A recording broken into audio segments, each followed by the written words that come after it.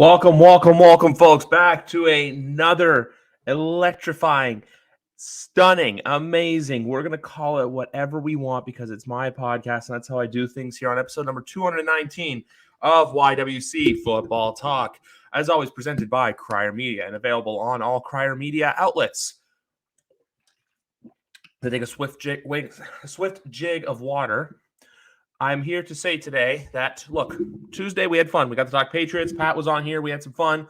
Talked about a lot of different things involving the Patriots. But today we're shifting gears a little bit. We're shifting gears for one purpose and one purpose only. Because I'm a man of the people and I'm a man of all 32 teams. And sometimes you have to talk to your rivals. And today we're going to be doing just that. Why? Because Greg Tompsett of Cover One Sports and the host of the newly founded Greg Tompsett podcast will be here. So join Greg and I as we do a little bit of a deep dive into the Bills, as it's something we have not talked about in a while. This will also be Greg's first time coming on here by himself, as it's usually him, Big Rat, and I. But Big Rat had other commitments tonight. But with that being said, I'm here to announce that Big Rat 310 will be on here next week to talk Miami Dolphins and NFL in general with me, probably coming out Tuesday or Wednesday of next week. Also, we have some plans for WrestleMania. And also, I can confirm that at Patriots POV will be back on the show in a little bit. He will be back on probably after Patriots free agency. So you know what? McGarvin and I are going to talk it up. Hopefully the Patriots do some good. But today so far, you know what? I'm here to say this, and I'm here to say this now. It's Combine Week. Don't get too excited. I know Nolan Smith ran a 4.44, which is absurd for a D lineman and showing that those guys truly have speed and truly have everything. But I'm here to say right now, like whenever someone's draft stock goes up, I'm like saying don't do it based off of 40. You got to do it based off the raw, aggressive talent that you see. If he's got, I don't know too much about Nolan Smith. That's just me. But I'm here to say, if he's got the rest of it, kid's going to be a star. It's my show. I can do what I want. But anyway, like I said, we have a great show. Greg's going to talk Bills. Maybe we'll talk some Sabres too. I got a little surprise for Greg too. That's going to be coming up in a bit whenever he joins the show. But for now, I'm also here to say, as you guys know, I'm here to make an announcement. I know I'm vamping a lot, but I'm just waiting for Greg to get here. Last week of March, first week of April. For most people, it's like a normal week. It is what it is. But as you guys know, the W in YWC stands for wrestling. And the last week of March, first week of April is always one of the biggest weeks of the year for wrestling fans. That week is going to be WrestleMania. We will be doing a live exclusive WrestleMania predictions podcast for WrestleMania 39 coming out the last week of March. It'll be coming out before both nights when WrestleMania goes Hollywood. Guests are being worked on right now. I got a lot of surprises for that one. So it's going to be good. It's going to be worth checking out. You know what? It's going to be cool. Take the gears away from football. Obviously, if you guys don't know me from YouTube, I had a podcast called No Holds Barred. Lasted for on and off about a year. We didn't really go anywhere. We didn't get that far. But we're bringing the wrestling back. We're going to do a wrestling dedicated podcast because it is like the wrestling Super Bowl. That's the best way to describe WrestleMania. It's at SoFi Stadium. It's 2 nights. 70,000 people each night, packed inside SoFi Stadium. I think that's what the attendance is. You can quote me on that if I'm wrong. But I'm going to ask some of my wrestling friends to come on. We're going to talk some wrestling. We're going to talk some matches.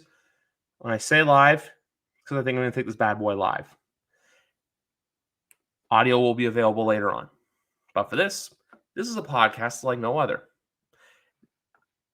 Because it's YWC Football Talk. Because it's a show that I've put 3 years of pretty hard work into. It's kind of weird to think that 3 years ago, the pandemic started and I was podcasting regularly. But I'm going to give you guys a bit of a side hint. If you want to have a successful podcast, got to be committed.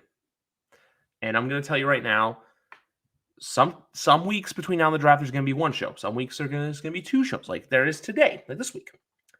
There's going to be, and then obviously I'm going to go on a break. A break is going to come when I don't know, but it will be sometime in the summer months. But I'm going to have content that I'll bank, so I'll work extra hard just so you guys have stuff to listen to while I'm gone, because I want to keep the content flowing. Because like we said, we're at 219 today. The goal is to get to 250 by kickoff. Last year, I tried to get to 200 by kickoff. That didn't work. I think 250 by kickoff, though, is very, very doable. And if I can do one of the season preview shows as 250, then so be it. God, I got something in the top of my throat, too. I don't know what's going on. It's just, out of all the times for something to go wrong, it's right now. We're in the here and now. So you know what, guys? Sit back, relax. And you know what? For old time's sake, do we play it? No, we're not going to. We're not going to. No, we're not going to play it now.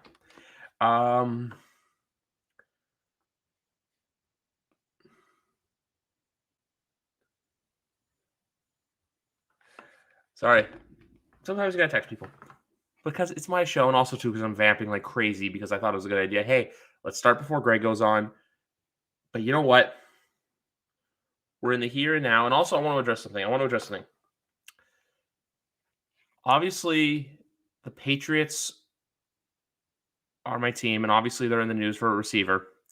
There was a report that came out today said they're not going to use 14 for a receiver, and I agree with that because I don't think there's a receiver worth taking at number 14. The receiver class this year is still good, don't get me wrong. But I don't think it is what it is. It for the amount of raw talent that's going to be available, you can either wait till probably the back half of the first round or day 2 and day 3. But with that being said, folks, we're going to shift gears now. Why? Because from cover 1 from the Greg Tompsett Sports Show, and I'm going to do this for you because I have the doll and I've done this before. We're going to get my little friend Sabre to the doll that I got at a Sabres game earlier this year because Greg is here and Greg is slowly getting to know hockey. I'm working on it. It's definitely a work in progress. Tonight's been an ugly one for the Sabres, but they're coming along. They're a good young team, and it's been a lot of fun. And obviously, a lot of people that I'm close to are very passionate about the Sabres. I didn't grow up a hockey guy, so it's been fun trying to learn what the heck is going on out on the ice. Yeah, that's just the thing, because hockey's always been like my number one. Obviously, look, we have the football show and we're here to talk football, but I've got hockey and maple syrup in my veins for the love of God. I live north of the border, but no, Buffalo's a team. It's kind of weird. Like, obviously, Bills, like, look, there's the rivalry there, Patriots, Bills, Sure. But then with the Sabres, they're that team that I'm like, I can't there's just something about them that just like pulls me towards them for some reason. Yeah, we appreciate it. I'll take all the support we can get. It's I think that obviously there's a lot of debate in the fan base right now about whether they should do something before the trade deadline.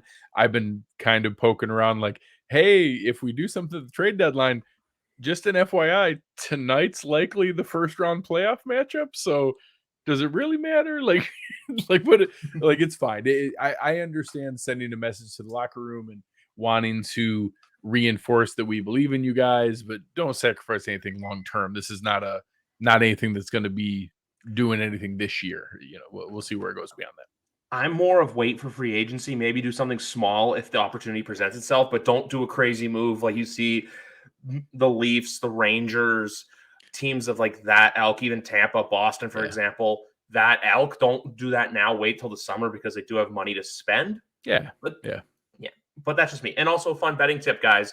If you want to make some money this weekend, Sabres are wearing their goat heads on Saturday. Bet the over. Bet the over when the goat heads are on. That's all I'm going to say. Lots of goals. Look, this might be more fun for me to do than for you to do, but we haven't talked in a while. Obviously, it's just you and I tonight. But I want you to walk me through basically not the game in general, but just the season and how I feel that. Did it feel more of a reality check or a gut punch when you guys had your early exit from the playoffs? So obviously, it was definitely getting punched in the mouth, kicked in the nuts, whatever you want to call it. It was a horrible ending to the season. It's also, they had pretty good injury luck the previous couple years. They definitely skidded into the finish there. That, I don't know exactly how that game would have gone, but if you give me Von Miller, Micah Hyde, and Daquan Jones, I'll take a shot at it again. I'll feel like, hey, maybe that could have gone differently. Cincinnati was playing well. They deserved the win. They kicked them in the teeth. They 100% won that game. But there were, some of that stuff kind of starts to snowball when you have it start going wrong. So I think the difference between there, and you ask about like the wake up call idea.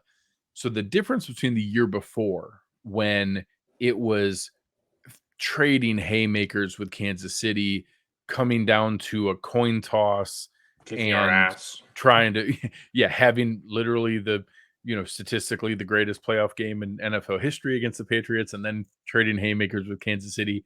It was easy to tell yourself, hey, just run it back. We might have been the best team in the league. If that happens again, we probably have a higher likelihood of winning a Super Bowl than anybody else. It just, we lost the coin toss.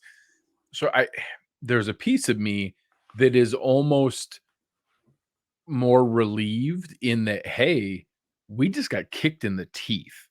What we were doing was not good enough. We need to go back and to do more than tweak, to do more than just run it back. We need to, reevaluate some things here. Now, you don't need to throw the baby out with the bathwater. When you're coming back with a team that has Josh Allen, Stephon Diggs, Matt Milano, Trey White, Micah Hyde, Von Miller, a lot of talented people coming back.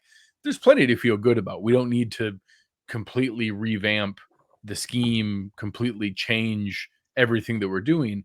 But hopefully it was enough of a wake up call that they say, hey, what we're doing isn't good enough. We need to make some changes. We need to invest heavily in the offensive line to protect Josh Allen. We need to get another dynamic weapon. We need additional pass rushers to be able to help some of these things. So that's the only solace I can take. It was an embarrassing game. They got, destroyed from start to finish. They got dominated at the line of scrimmage on both sides of the ball. My only solace is hopefully it was embarrassing enough that it gets them to make some of the changes needed to be able to kind of break through and move forward. I really like how you put everything. I like how you basically summarized it all up to where last year was, like you said, you had just like you said, I'm not going to say everything went right, but you guys just like proved, hey, you're this team. You beat us. Then, like you said, it was a heavyweight fight against the Chiefs. And then this year too, where even going back to the regular season, obviously we're not going to talk about week 17. We're just glad that he's okay. Yeah. But the Patriots game even felt like a little closer than I thought until the second kickoff return touchdown.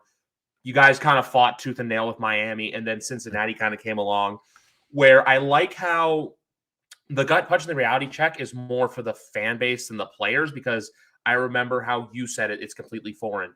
Joe Miller said it to me where it's like wildest dreams land. He's coined and phrased it. I know Bill's Mafia as a whole has coined that term a lot. But where I like it is from, and this is going to sound weird, but I feel a lot of Brady Patriot-esque quotes there where it's like, hey, we have to get better. We're going to learn from this loss and we're going to get better. It's no longer we're just glad to be here and make it to the divisional round year in and year out. You got to know, hey, what do we need to do to make that next step? And that's something that separates people from a playoff team to a championship caliber team. And I'm not saying last year's team wasn't, but I just feel like the mindset of the fan base and even the team and the executives can go a long way into determining that into, hey, will the Bills be in Las Vegas next year? And there's a piece of me that actually doesn't mind the shift we're going to see, because everybody can go back in time 6 months. Last summer, everyone was picking the Bills to win the Super Bowl. They were like a weirdly heavy Vegas favorite from a betting standpoint. It was a weird amount of people had them as their Super Bowl team. It felt really uncomfortable that and don't get me wrong, there were reasons for that. And again, if everybody stays healthy, I'll take a shot with that team again. I think it was a really talented roster. But I don't mind the fact that, now there's going to be a ton. I'll guarantee it. I'll call my shot now. This offseason, there's going to be a ton of people asking, are the Bills frauds? Are the Bills paper tigers? Are the Bills, all regular season and are never going to pull anything off? That's great. I'll take that all day long. I will take that all day long. That, lower the expectations, let them put a chip on their shoulder, have it shift back to, oh, they're just Buffalo again. They don't matter. I'll believe it when I see it. That's great. I would much rather that than everybody's picking them to win the Super Bowl. So we'll see where it goes. They obviously need to make some improvements. We need to be able to, sign some people in free agency, have a good draft. They've had a bunch of like singles and doubles drafts the last couple of years. Like they've had some players have gotten, but they haven't hit a home run since the Yeah. Josh Allen, Tremaine Edmonds, like since Taron Johnson, that kind of draft class. So now needing it to really hit some big swings here, I'm looking forward to having that challenge and having that in front of them because I think they need to be challenged. I think that they were riding a little high last year. And I also really like you saying the whole, you know what, hey, there's not this big expectations on us, because I remember last year when everyone was high on the Bills, this is part me being a division rival. This is part me being a football realist, where I kept saying to myself, and I hate myself for not putting a futures on it because it would have been right. I kept saying number 15 exists, and I feel like no one was talking about him. And look what he just did. I'm not saying obviously it's different. I just feel like it was that, and obviously I'm going to revolve everything back to Tom because it's happened. He did it year in, year out. But I just felt like the same sort of thing for years where there was a new team in the AFC and everyone was like, this is going to be the team to dethrone the Patriots, yada, yada, yada. And then you snap your fingers and Tom was champ. And then when we did the same thing with Patrick this year, we snapped our fingers and he's champ. One player I actually really want to talk to you about, because it's a player I was high on going into the season. But do you think what happened, and more specifically in the Kansas City game, put more expectation on Gabe Davis and more pressure for him to succeed than people think? Or do you think that game just kind of playoff Gabe, as we'll call it, basically just made people think that, hey, he is a true number 2? Or where do you see that situation? And one other thing I want to say quickly, for all those Diggs rumors, I looked at that dead cap and I'm saying he's not getting. That's just one thing I look at where I'm like, I know you know cap numbers and I know you're probably going to talk about this. I just don't see a world where he gets dealt at the moment. So first I'll address that one. If there's any Cowboys fans listening closely, if tomorrow Stephon Diggs comes out and says, I'm never playing for the Buffalo Bills ever again, the only way I'll play is if you trade me to the Dallas Cowboys, they're still not trading him. Yeah. Like there's 37 million reasons why they can't trade him. It would be a $37 million dead cap hit to a team that's already $16.5 million over the cap. So they are absolutely, unequivocally not trading Stephon Diggs. Now we can move on. Who has to pay a wide receiver of their own, by the way. Correct. It's crazy. Yeah. So Gabe Davis, he's about to go into the last year of his rookie deal, coming off of, one of the greatest playoff games in history. The dude had 200 yards and 4 touchdowns against the Kansas City Chiefs. It obviously set some incredibly unfair expectations. And I will say, no one thought, oh, he's going to go for 200 yards and 4 touchdowns again. But I'll give some examples. It ridiculously skewed some of, you guys know, and people listening here and you, Griff, know some of those guys in the like fantasy community that really dive into those like points per route run and efficiency and some of those different stats. It made Gabe's numbers off the charts. His EPA was ridiculous because he had a ton of touchdowns and he had a ton of deep shots.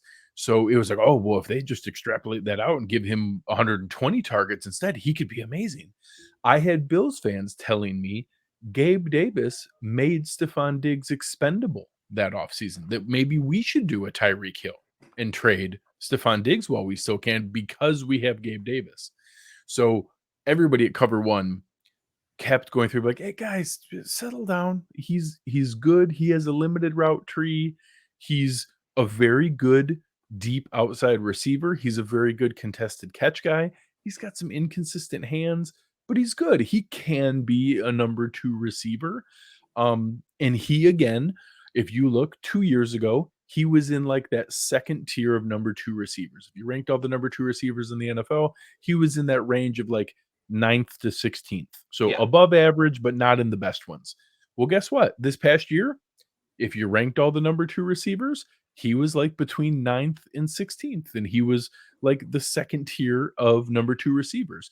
But people had convinced themselves that we had a Jamar Chase T. Higgins situation, or a Tyreek Hill Jalen Waddle situation, or or a DK Metcalf Tyler Lockett, even, that we had 2 number 1s and it just depended on which game it was going to be which guy. And like, no, Stephon Diggs is by far the number 1 receiver. And then Gabe Davis is a fine number 2. I would love if he was a number 3 guy. I would love if we had a stud slot receiver that got more targets than Gabe Davis, but Gabe Davis has his, every once in a while, Gabe Davis is going to have a 3 catch for 140-yard game because he has Pittsburgh. 2 60-yarders. Like that's just going to happen sometimes. I think that might be what he is. I think he's just a good wide receiver 2 and would be an elite wide receiver 3. And for fantasy purposes, he's a really good flex player. Like that's where I was always putting him this year. Your wide receiver 3 in fantasy, your flex player position, even too. Like I remember he caught the first touchdown of the season. And for fantasy, I'll admit I was high on him for fantasy. I'm not saying anything bad about him, but you nailed all the points. Where if you look at your number 2s, he's that middle of the pack kind of guy where he'll have those boom moments, but then he'll have those moments where, you know what, he has a quiet game. Because I feel like everyone takes the bigger sample size and will just be like, hey, he can do this X consistently amounts. I feel like for him, there's kind of that weird, maybe, hey, Dawson Knox-ish element to it, to where when people stop talking about him and realize, hey, where is this guy? And then all of a sudden, towards the back half of the season, Dawson Knox just turned up out of nowhere and decided, hey, I know how to play football again. I do agree with you because look, I feel like for as different as our teams are, I feel like the situations are very similar in the sense of where we're both offensive line needing, wide receiver needy, maybe defensive back, because I know for you guys, DP is a big question. Taking Jordan Poyer out of it, even I want to take DeMar Hamlin out of it because I've said this from the moment that he was hurt. I don't want to entertain the will he play football again conversation until he was heart healthy again, which it was great seeing him at the Super Bowl. It was great seeing it at the NFL Honors. I don't want to entertain that conversation about him in the lineup until. To interject on that, for anyone who isn't aware, I think it's now pretty clear he's going to have a normal life. He's going to be able to have a normal adult life, like you and I, and have everything like that. I also believe he's probably at the point where it's going to be up to him if he wants to play football. I actually think there's going to be no medical reason that he can't play football, but I will believe he's ready to run up and tackle Derrick Henry when I see it. I can't get it in my mind that someone who experienced that is going to be ready to run up and hit another adult running full speed and not have that in his mind. So I am not planning on having DeMar Hamlin, but I'm open to it if that's what he chooses. Yeah, I was basically just saying, it's more or less, hey, the ball's in his court. He can do whatever he wants. I don't know if you know this or not, but I was actually down in Buffalo this past weekend because I was actually at the Sabres Capitals game Sunday. Went to East Aurora, had the best chicken wings of my life ever there. I think you know where I went. And I saw still there's Hamlin Avenue there, and they had a little sign of him. And then there's still a very nice mural of him in Larkinville. And for those of you who don't know out there, if you're ever in East Aurora, the place is called Barbell Tavern. Amazing wings, great blue cheese. My favorite on earth. Cajun honey butter barbecue is the flavor that I got, and I suggest you guys get too. But yeah, that's the thing I just want to say is that, hey, look, that there's still acknowledging him and everything like that. It's great to see. And even too in the sports stores and stuff, you'll see his jersey for sale. So you know what? It's great to see. It's great to rally. And now I want to shift gears because this is something I've actually talked to Joe about. Him and I talked about this last summer, actually last spring when I got there. But you're the person who broke the photos of the renderings. I'll be honest with you, the design is interesting. It's just the only thing that I took from it is just I want to know how different it's going to look from what the pictures are to how it is now. Because I know the stadium is pretty much going from where, if you look at the current stadium, it's going to be on the northwest corner. So I know, obviously, look, you're in Ohio and everything like that, but I got to feel like this fan base is just the more they see it, the more exciting it gets that, hey, you're getting a new stadium. And also I said this last year too. Joe said this to me. The fact that you guys are where you are makes it almost that much sweeter. If this was 10 years ago, I don't think it would have the same impact as it does now. Yeah, people would be a lot less excited about their tax dollars paying for a stadium than they are right now when the team's pretty good. So yeah, they certainly hit on good timing to get that right. I think that the pictures we've seen are as legitimate as any architectural renderings are. I believe that in the grand scheme of it, that's roughly what it's going to look like. Of course, that's not exactly what it's going to look like. There's going to be things that come up between now and then. But I believe the general idea of, for anyone who hasn't seen it, it's going to be an open air but halo stadium. So it's going to have coverings all the way around it. Not like the old Cowboy Stadium that far in, but all like most of the fans are going to be covered by a halo over top. It's going to have that reverberating sound back in like Seattle Stadium does, but Seattle has two wings along the side, and the Bills is going to go all the way around. If anyone's an EPL fan and watches Premier League, Tottenham Hotspur, that it's the same stadium that they have there. So, and it's the same But Bills will play this year. yeah, yes, the same architects that designed that. Populous is the architecture firm that was hired. That's the stadium they built. So there's going to be a lot of similarities there. I think it's going to have a lot of the modern amenities that we now expect. There's some things with the Bill Stadium where if you've ever been there, I have. it doesn't look super high from the outside, and then you go in and realize, oh, is because it's way down in the ground. Like the field is actually way below ground level. Because of that, the way the wind comes across, it creates this crazy vortex down in there because the wind comes straight across and there's nothing blocking it.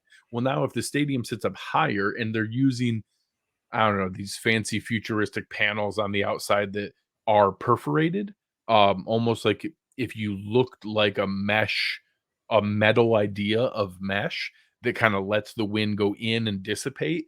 It's supposed to, I have no idea. I believe them that it's supposed to what it's do.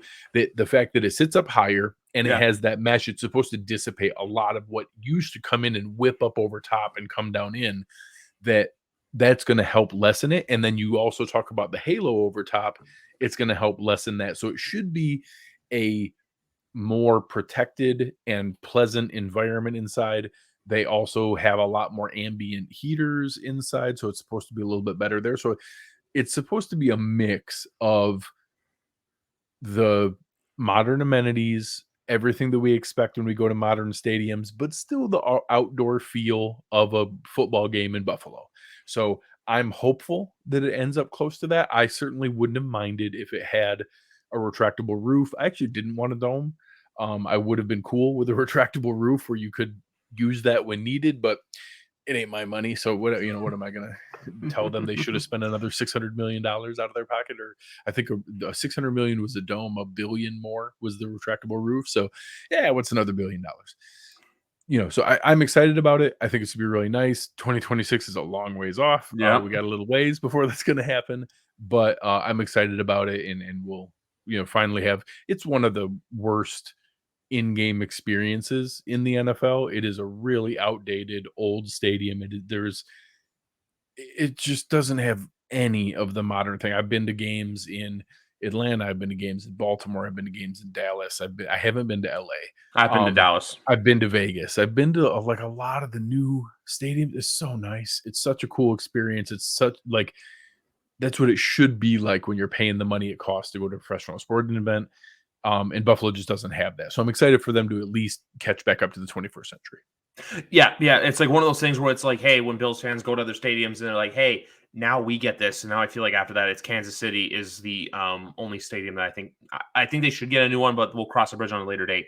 The only thing I want to say about the stadium too is I knew about the in-ground part and that the stadium is well below ground. So that's why you don't see it from the highway, and that the new one, you're going to see it. It's going to be, instead of drive up and boom, it's going to be a boom from miles and miles away.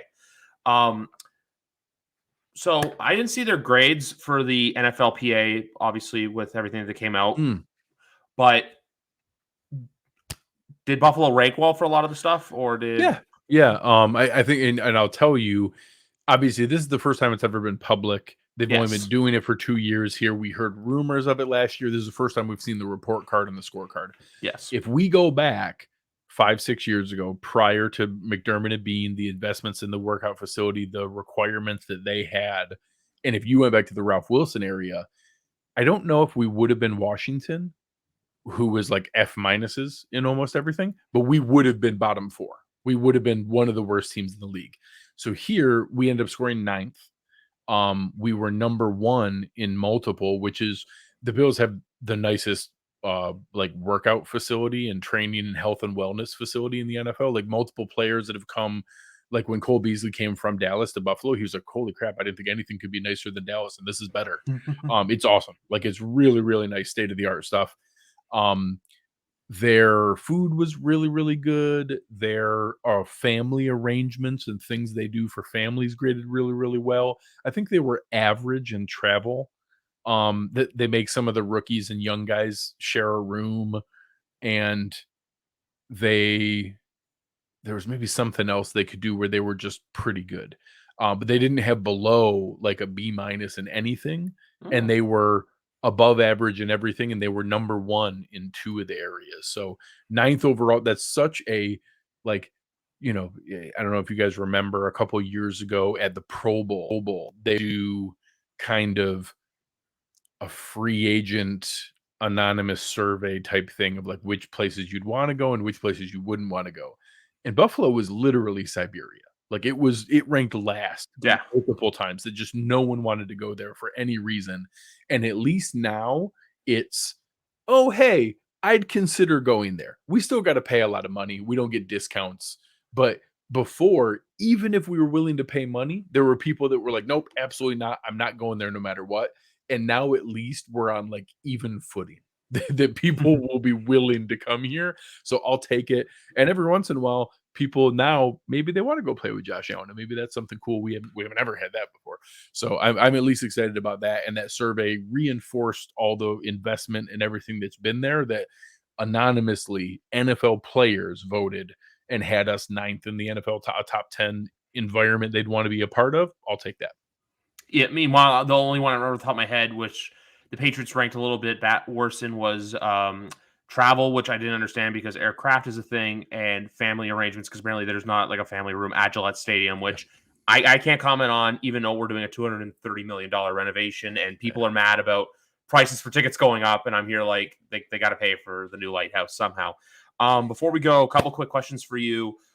Is there a player for two things? Free agency. Is there a player crush that you'd love to see come to Buffalo? And draft. Is there a player that you have your eyes circled on? Okay. So I'm not going to go crazy that like, oh, I think we should go out and like name the top guy. Oh, I wanted realistic. I didn't want like this cuckoo just like. I do think if the Bills splurge in one area of free agency, it could be the guard market. I think that we could get in on Ben Powers, Dalton Reisner, Nate Davis, like that ballpark. Maybe we don't get into a bidding more on Isaac Seumalo, but that next tier of like $7 to $9 million guards, I think that's probably the space we play in. I expect us to keep Tremaine Edmonds, but if we don't, I do think we dabble in some Levante David, Bobby Wagner, like veteran Band-Aid kind of guy. Maybe we sign one of those guys and draft a Jack Campbell or someone like that. Switching over to the draft, God, I desperately want one of those wide receivers. I want one of those top. I don't care if it's Hyatt. I like Jackson Smith and Jigba myself. That's my number one. But if it's Hyatt, if it's Trey Flowers, if it's Smith and Jigba, just give me one of those stud receivers. I don't care which one. Quentin Johnston isn't even like a perfect fit for Buffalo. Screw it. That's fine. Just give me one of those studs. There are some other guys in that next tier, Josh Downs, some of those kind of guys that I'd also be cool with. But if we can get one of those top four receivers, I'd love it. If we can't, and all four of those go, maybe that means one of the stud tackles or other offensive linemen comes. I want the Bills' first four picks to be receiver, offensive line. Just protect Josh Allen and give him weapons. All the things on offense. That's all I care right now. I know. I feel like we're in the same position for that sense. I love how you went guard, because I'm almost like, oh, thank God, because Patriots, we need tackle. We have guard positions. Guards are secure for us. We have Michael Owenu. We have Cole Strange. Tackles. And then wide receiver, I like that pick just from where you guys are, because I feel like in the 20s, you're going to be able to get the wide receiver, because I'm not saying it's strong, but I just think other positions are just so much more ranked to where there's going to be someone good available in the 20s. So if he's there for Buffalo, take him, or take the best available player for a position of need this year. Yeah. But before we go, look, obviously people know where to find you. They know your Twitter handle. I want to hear about the sports show. I want to hear what you do. Tell the people what's going on, because look, you're a busy man with a lot going on. No, I appreciate it very much. So obviously I've worked very hard to help build Cover One with my partners. We believe in it very, very much. I've worked very hard on my reputation from, contract projections and salary cap and my nerdy financial side of things. But it's funny, after a couple of years of doing that, what is a valuable niche, and I do appreciate it. I am very, very appreciative and honored that people come to me with questions like that. sometimes it gets a little boring that that's all people come to you with, or like what you're known for. And then I love sports. I love all sports. I love March Madness and NBA basketball, and I'm getting back into baseball a little bit. I like Come to us. the new rule changes might as well have been, hey guys, why did Greg stop watching baseball? Can we go fix those things? It's perfect. Like the DH, the pace of play, more steals, more offense, stopping the shift, all that stuff is like literally my biggest issues with baseball. I'm super excited. I'm learning about hockey and having a good time making fun of myself. But I love all sports. I'm a sports fanatic, and I wanted to have an outlet where I could just ramble and talk about other fun things and be a little more lighthearted and goofy and just have some fun. So, obviously I don't expect a lot of folks listening to you right now are looking for my Bills takes, but I am having a good time with the other stuff. You guys are welcome to come on over. It's a good time. Friday nights at 9:00. Search for the Greg Tompsett Sports Show on Cover One. We've had a good time. We're about to have our 3rd episode on Friday night, but we're off to a great start and have gotten a lot of very, flattering feedback. It's been very, very nice, and we're having fun with it. I love to hear it. Love to hear it. Give it a listen, folks. Like you said, on Cover One. Cover One. Even though Patriots and the Bills don't like each other, YWC Football Talk and Sport with Crier Media and Cover One have a good relationship. As I've had 2 Cover One people on my show with Greg and Chris Kepner, and also I've appeared on one of their Buffalo Bills watch-alongs. So you know what, guys? Check out the show. And if you ever need a hockey guy, nudge, nudge, wink, wink. I know I host a football podcast, but look, I know hockey. And also, too, to the fact as well, I play the sport, gamble the sport, watch the sport, and live and die by the sport because my team, well, they love to give me heartache year in and year out. But anyway, guys, like I said before to you when I was rambling before Greg got here, we're on the road to 250. Last time Greg was here, it was 199. This is 219. I'll see you next week, and we're going to have to do this again. You, me. We'll probably have to get Big Rat involved next time. There are some conflicts tonight. But you know what? The 3 of us, we got 6 months to go at it with one another. But have a good night, everybody. Can't believe it's already March.